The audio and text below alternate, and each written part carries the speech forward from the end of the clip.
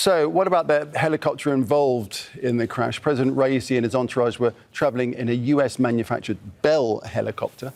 The craft is a two-blade model designed for carrying aerial firefighting gear and cargo and for mounting weapons. This particular helicopter had been reconfigured to carry passengers. It can carry 15 people, including a pilot. And the model was first introduced back in 1971. Sanctions have made it difficult for Iran to obtain parts or new aircraft.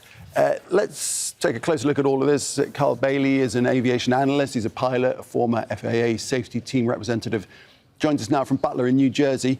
Carl, thanks for joining us. So looking at the picture of the crash site, you can see that swathe of a charred cliff face, very mountainous terrain. There's still fog at the site now, and I think conditions were a lot worse when that helicopter was flying through that mountainous region. What's your assessment of what might have happened? You know, it's one of a couple things. Obviously, I think the weather was key here. The fog, there was light rain, there was even reports of snow showers, and then that mountainous terrain. You know, it appears from the helicopter being in two parts that the tail rotor actually most likely was sliced off. And that would be a result of the main rotor blade impacting the tail based on aerodynamic forces that were caused when the pilot was maneuvering to land the helicopter, or possibly because of a technical issue. Another issue is possibly tail rotor failure. If we see that spiral motion where the helicopter is kind of rotating 360 degrees, kind of like clockwise or counterclockwise, that could indicate that the tail rotor failed and it pretty much would be out of control. But there was no doubt, because there was no communication by that pilot or possibly another flight crew member, that there was a serious controllability issue where the pilot was mainly focused on keeping the the helicopter flying or landing the helicopter in a safe spot. So the pilot's first task is to keep the plane flying, and then communications would be second. And that's why we basically didn't see any communication, is because the pilot was probably just so focused on landing the helicopter or keeping it in the sky, one of the two. Right, so if things were to suddenly go awry in that kind of situation, a pilot might try and put the helicopter on the ground as safely as he can. That's right. And if the pilot knew that there was imminent death coming, that it was just out of control and a lost cause, he would have just simply pressed his thumb down on that control stick and said, "Mayday, Mayday," going down and giving an approximate location for rescuers. In first looking at this crash, it's very similar.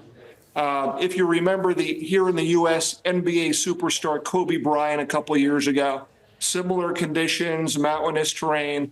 They're very similar. So I think weather did play a part in this, and whether there was some kind of technical anomaly or even pilot error. We don't know how long those pilots were on duty for, or how much sleep they got. But the investigators will be looking through everything. They'll be going through that wreckage, like putting a jigsaw puzzle back together. Right, we'll come to that in a second. But it is worth remembering that there were 3 helicopters in this convoy, and 2 of them made it to the destination and landed safely. But the one with the president of Iran on board crashed, as we can see.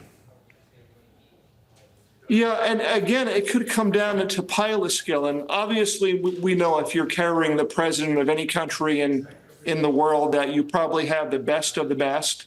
But the bottom line is the best of the best do make mistakes. And the bottom line is also that Mother Nature pretty much does what she wants to do. So no matter how good you are, even if you're overconfident and you're faced with weather or wind or snow or rain and mountainous terrain, basically the perfect storm of everything, it really doesn't matter how good you are. There is a chance that something could happen. And helicopters in general, and I tell everybody, they're not unsafe, they're very risky. It's much riskier going on a helicopter than it is an airplane. And anybody who doesn't believe me, you could actually call an insurance company and see what the insurance rates are on a helicopter versus an airplane, and that will make my point. But there's a number of factors that could play out here, and hopefully there'll be a transparent, investigative party that looks through everything, and hopefully they'll maybe even get the manufacturer involved in the investigation. But I think results will come fairly quickly. All right, on based that on the fact investigation, that, can I just jump in there just finally? Because when you look at that picture, all that seems to be present is as you mentioned, is the tail part of the plane, the tail rotor, and the rest of it, it's all blackened and charred. It looks like there was some kind of catastrophic explosion. Can the investigators find everything they need to in that kind of situation if everything has been burnt? Yes, they could, because there are still substantial parts of the helicopter intact. It looks like that tail boom and probably even the tail rotor.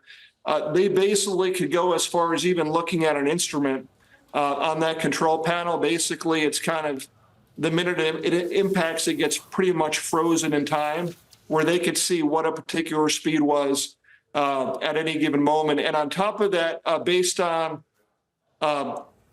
how well of an upkeep there was and technology, it might even have a black box or a data recorder on there.